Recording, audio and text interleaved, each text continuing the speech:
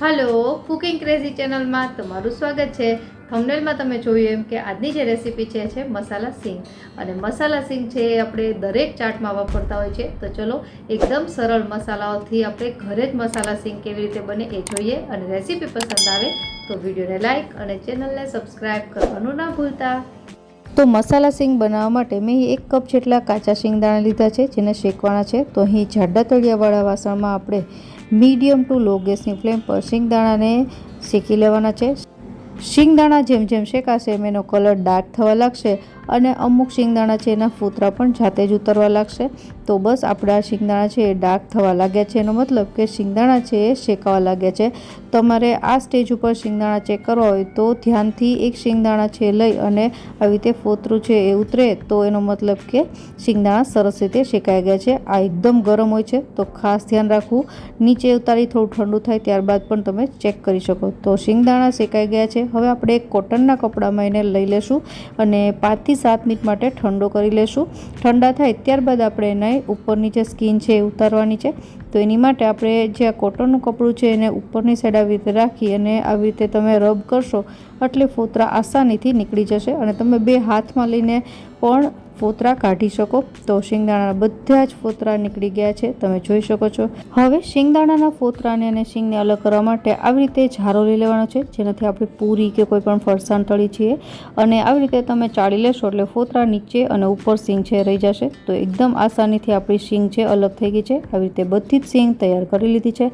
હવે આપણે આમાંથી મસાલા શીંગ બનાવીએ। તો એની માટે एक जाडा तळियावाळा वासणमां 1 टेबलस्पून जेटलुं तेल गरम करीशुं। तेल गरम थाय एटले 1/4 टीस्पून जेटली हींग एड करवानी छे अने त्यारबाद 1/4 टीस्पून जेटली हळदर एड करीशुं अने हवे जे आपणे सींग तैयार करी छे ए सींग आमां एड करी अने लगभग मीडियम टू लो गैसनी फ्लेम पर आपणे एने 5 થી 7 मिनिट माटे चलाववानी छे, जेनाथी ए क्रिस्पी थई जाय।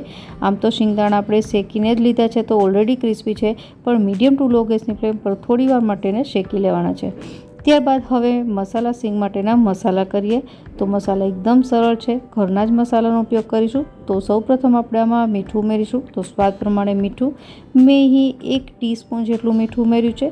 त्यारबाद 1/2 टीस्पून जेटलुं लाल कश्मीरी मरचुं, जेनाथी सींगनो कलर सरस आवशे अने त्यारबाद 1 टीस्पून जेटलो धाणा जीरुं पाउडर, 1 टीस्पून जेटलो चाट मसालो, हाफ टीस्पून जेटलो गरम मसालो અને હાફ ટીસ્પૂન જેટલું સંચળ પાવડર।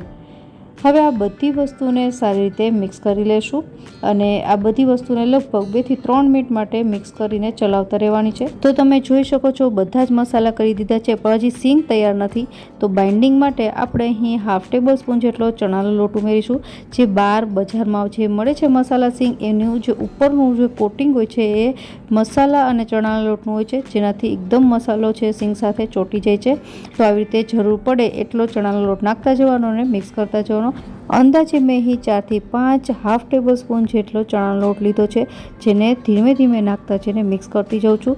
तो આવી રીતે આપણી આ મસાલા સીંગ છે જ્યારે બનાવો ત્યારે ચણાનો લોટ છે નાખવો ખૂબ જ જરૂરી છે, જેનાથી એકદમ બહાર જે મસાલા સીંગ મળે છે એવી જ બનશે।